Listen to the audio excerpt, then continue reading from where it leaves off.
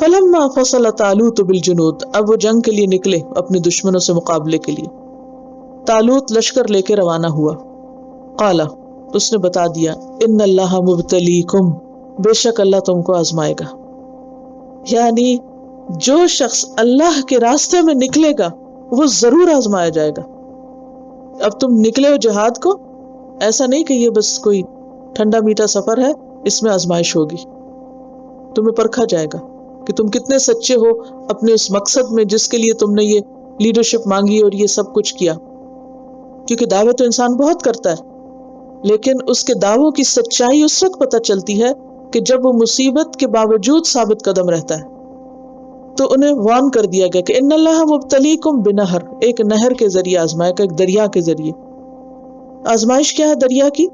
فمن شرب منہ، جو اس میں سے پیے گا، فلیس منی، وہ مجھ سے نہیں، وہ مجھ سے الگ ہو جائے گا، وہ میرا ساتھی نہیں، میرا فالوور نہیں، میرے کام کا نہیں وہ. آپ دیکھیے کہ جب انسان اپنا گھر بار چھوڑ کے نکلتا ہے اور ایک لشکر میں، ایک ہجوم میں، تو ظاہر ہے کہ انسان کو سفر میں بھوک اور پیاس سب کچھ ستاتی. اب یہ نکل رہے تھے، جا رہے تھے دشمن کے علاقے کی طرف، کے راستے میں دریا آ گیا. اب یہ تھے پیاس سے تھے. اب ان کا دل کیا چاہ رہا تھا کہ پانی پہ ٹوٹ پڑے.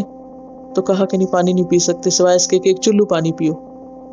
اب پانی کیا کوئی حرام چیز تھی؟ نہیں، حلال تھا، لیکن ان کا امتحان تھا.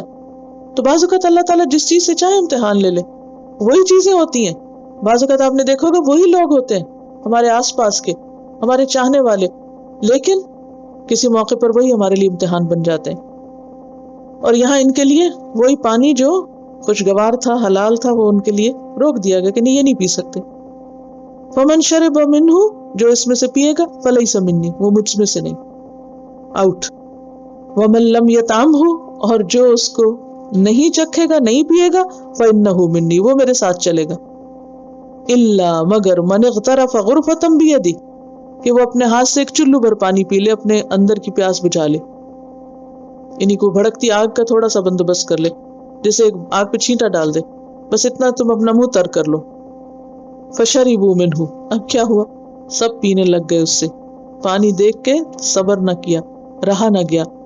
الا قلیلا منہم، مگر بہت تھوڑے ان میں سے جو بچے. فلما جاوزہ، پھر جب اس نے پار کیا اس کو، کس کو؟ دریا کو. هو والذین آمنوا معہ، اس نے اور ان لوگوں نے جو اس کے ساتھ ایمان لائے تھے. اور یہ کون تھے؟ جنہوں نے وہ پانی نہیں پیا تھا پیٹ بھر کے. اور ویسے بھی آپ دیکھیے کہ ایک لشکر اگر پیٹ بھر کے پانی پی لے تو جنگ کیا کرے گا؟ وہ تو بیٹھ جائے گا کہ اب نیند آئی ہے، اب ہم چل نہیں سکتے. روزہ کھول کے آپ کا حال کیا ہوتا ہے؟ تراویح پڑھنے پھر کم ہی چلتے ہیں. اب وہ آگے چلے. اب جو باقی بچے تھے، کہتے ہیں 300 اور کچھ اوپر تھے. قالوا لا طاقة لنا اليوم بجالوت وجنوده، جالوت اور اس کا لشکر دیکھ کے گھبرا گئے، کیونکہ وہ تو سارے پیچھے رہ گئے، تھوڑے سے چند لوگ ساتھ تھے. تو اس سے یہ پتہ چلتا ہے کہ بعض اوقات سچے ایمان والے، کیونکہ آمنوا معہ، مخلص لوگ جو ایک آزمائش سے نکلے تھے، ان کے دل میں بھی بسا اوقات ایک گھبراہٹ اور ایک خوف اور ایک بے چینی آ جاتی ہے، اور یہ کوئی بری بات نہیں ہے. اب دیکھیں موسیٰ علیہ السلام نے جب رسیاں دیکھی تھی وہ سانپ بنتی ہوئی، تو کیا ہوا؟ فأوجس فی نفسہ خیفۃ موسیٰ، موسیٰ علیہ السلام نے دل میں خوف محسوس کیا.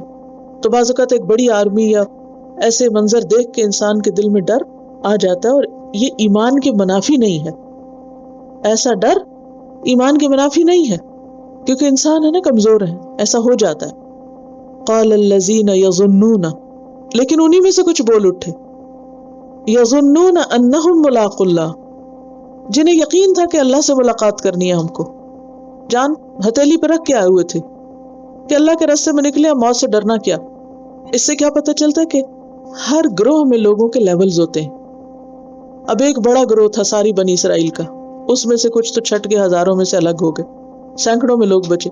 اب اس میں پھر اب لیول ہے، یہ پھر دو گروہ ہو گئے، ایک وہ جو ڈر گئے اور ایک وہ جو اس وقت بھی ثابت قدم تھا. تو درجے ہوتے ہیں لوگوں کے. کچھ لوگ بہت اسٹرانگ ول والے ہوتے ہیں، کچھ لوگوں کا ایمان بہت پختہ ہوتا ہے، کچھ ذرا کمزور ایمان کے ہوتے ہیں، کوئی ڈر جاتے ہیں، کوئی کسی وقت بھی نہیں ڈرتے. تو ہر انسان کا ٹیسٹ ہوتا رہتا ہے، حتیٰ کہ انسان خالص ہو کے اللہ کے پاس پہنچتا ہے. اور جنت میں بسائے جانے کے قابل وہی لوگ ہوتے ہیں جو پیور ہو چکے ہوں. بہرحال جنہیں یقین تھا کہ اللہ سے ملاقات ہوگی، کہنے لگے کم من فئۃ قلیلۃ غلبت فئۃ کثیرۃ باذن اللہ، کتنی ہی بار ایسا ہو چکا ہے کہ ایک چھوٹا گروہ بڑے گروہ پہ غالب آ گیا، کم تعداد کے لوگ بڑی تعداد کے لوگوں پر حاوی ہو گئے۔ اب یہ سارا واقعہ کیوں سنایا جا رہا ہے صحابہ کرام کو؟ کیونکہ اب یہ سب ان کے ساتھ ہونے والا تھا، تو تاریخ کے حالات بتا کے ان کو تیار کر دیا گیا ذہنی طور پہ کہ گیٹ ریڈی، یہی حالات ہوں گے اور اس وقت یہ سبق یاد رکھنا۔ لیکن یہ سب ہوتا کب ہے؟ باذن اللہ۔ ہم سمجھتے ہیں ہماری طاقت سے، وہ نہیں، یہ ہوتا ہے اللہ کے اذن سے۔ لیکن بعض اوقات کیا ہوتا ہے، ایک بڑی طاقت ہونے کے باوجود بھی مسلمان بھی ہار سکتے۔ مثلا جنگ حنین، اللہ تعالیٰ قرآن پاک میں فرماتے ہیں کہ اذ اعجبتکم کثرتکم فلم تغنی عنکم شیئا، تمہیں اپنی کثرت پہ بڑا مان ہوا، کام نہ آئی وہ، لیکن جنگ احزاب میں ہر طرف سے دشمنوں نے آ کے گھیرا کر لیا، لیکن اس کے باوجود اللہ تعالیٰ نے ان کو واپس پلٹا دیا۔ تو یہ ایسا بہت دفعہ ہوا ہے۔ تو کبھی بھی انسان کو وسائل کی کمی سے نہیں گھبرانا چاہیے، لوگوں کی کمی سے نہیں ڈرنا چاہیے، کیونکہ کام اللہ کرتا ہے۔ جیسے حضرت عمر بن عبدالعزیز نے اپنے ایک فوجی سردار کو خط لکھا جبکہ وہ فوج روانہ ہو رہی تھی، کہا دشمن کی طاقت سے زیادہ اپنے گناہوں سے ڈرنا۔ دشمن کی طاقت تمہیں نقصان نہیں دے سکتی جتنے تمہارے اپنے گناہ۔ تم میں اور ان میں فرق یہ ہے کہ تمہارے پاس تقویٰ ہے، اللہ سے ڈرنے والے، جبکہ تمہارا دشمن اللہ سے نہیں ڈرتا۔ تو اصل طاقتور وہ ہوتا ہے جو اللہ سے ڈرتا ہے، اور اگر یہ اللہ کا ڈر نہ ہو تو پھر تو تم اور وہ سب برابر ہوئے۔ مسلمانوں کی کامیابی کا انحصار کس پر ہوتا ہے؟ تقویٰ پر۔ جا رہے ہو جنگ کو، تزودوا فإن خیر الزاد التقویٰ، لیکن آج مسلمانوں کے پاس تقویٰ ہی تو نہیں رہا، اللہ کا ڈر ہی تو نہیں رہا، گناہوں سے توبہ ہی تو نہیں رہی، کہاں کامیابی ہو سکتی؟ واللہ مع الصابرین، اور اللہ صبر کرنے والوں کے ساتھ ہے، ایسے مشکل حالات میں بھی جمے رہنے والے۔ صبر کا ایک معنی کیا ہوتا ہے؟ استقامت۔ اور بات یہ کہ اللہ تعالیٰ امتحان تو لیتا ہے، وَلَنَبْلُوَنَّكُمْ حَتَّى نَعْلَمَ الْمُجَاهِدِينَ مِنْكُمْ وَالصَّابِرِينَ وَنَبْلُوَ أَخْبَارَكُمْ۔ سورۃ محمد میں آتا ہے کہ ہم ضرور آزمائیں گے تم کو، حتیٰ کہ ہم جان لیں کہ کون جہاد کرنے والے ہیں اور کون صابرین ہیں، اور جو صابرین ہیں پھر ان کو اللہ کی مدد حاصل ہوتی ہے۔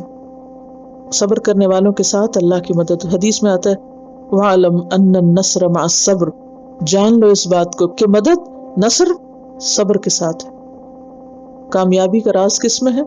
صبر میں۔ اور صبر کیا ہے؟ کیسے بھی حالات ہوں، کیسی بھی بڑی مشکل ہو، انسان حق پر جمع رہے، استقامت اختیار کرے، اپنے مقصد سے نہ ہٹے، خود کو ایکسکیوزز نہ دے۔ اصل بات یہ ہے کہ جو لوگ شعوری مسلمان ہوتے ہیں نا، یعنی صحابہ کرام اور بنی اسرائیل میں فرق کیا تھا؟ بنی اسرائیل روایتی نسلی مسلمان تھے جیسے آج ہم ہیں، اور صحابہ کرام شعوری مسلمان تھے۔ اور جو شعوری مسلمان ہوتے ہیں وہ پھر کسی چیز سے نہیں ڈرتے، ان کے اندر ایمان پختہ ہوتا ہے، ان کے حوصلے بلند ہوتے ہیں۔ اور جو روایتی مسلمان ہوتے ہیں، کوئی علم نہیں، تو بس ان کا ایمان بس ایسے ہی ساتھ ساتھ چل رہا ہوتا ہے، ایک روایتی ہوتا ہے، اس کے نتیجے میں پھر ایسا گہرا شعور نہیں آتا، تو حوصلے پست ہوتے ہیں ایسے لوگوں کے۔ تو ہمیشہ انسان کو جب بھی مشکل پیش آتی ہے تو دو طرح کے ری ایکشن ہوتے ہیں، ایک صابرانہ اور ایک غیر صابرانہ، ایک حکیمانہ اور ایک غیر حکیمانہ۔ صابرانہ کیا ہے کہ انسان مشکل وقت میں اپنے ہوش و حواس درہم برہم کیے بغیر مثبت سوچ کے ساتھ مقابلے کے لیے آگے بڑھتا رہے، یعنی ذہنی ترقی پر ہوتی رہتی۔ اور غیر صابرانہ کیا؟ انسان مشتعل ہو جائے، غصے میں آ جائے، توڑ پھوڑ کر دے اور ہر چیز بگاڑ کے رکھ دے اور کسی کام کے قابل نہ، صرف رونا دھونا جاری رکھے اور غم ہی مناتا رہے، اور اس کو اتنا لمبا کر دے کہ پھر جو کر رہا تھا وہ تو سارا ایک طرف رہ جائے اور ساری بلا جان پہ پڑ جائے اور انسان پھر صرف سیلف پٹی کا شکار ہو جائے۔ تو یہ غیر صابرانہ طریقہ ہے۔ صابرانہ کیا ہے؟ دکھ پہنچا، ڈرے، غم آیا، روئے، لیکن اس کے بعد سنبھلے اور جو کام کرنا تھا اس میں پھر جت گئے، پھر لگ گئے، اور یہی مطلوب ہے۔ واللہ مع الصابرین۔ انسان جب ایک امتحان میں پاس ہوتا ہے، اگلے درجے پہ پہنچتا ہے، اللہ تعالیٰ کی اور مدد آتی، پھر آگے، حتیٰ کہ وہ بلند درجوں پہ جا پہنچتا ہے۔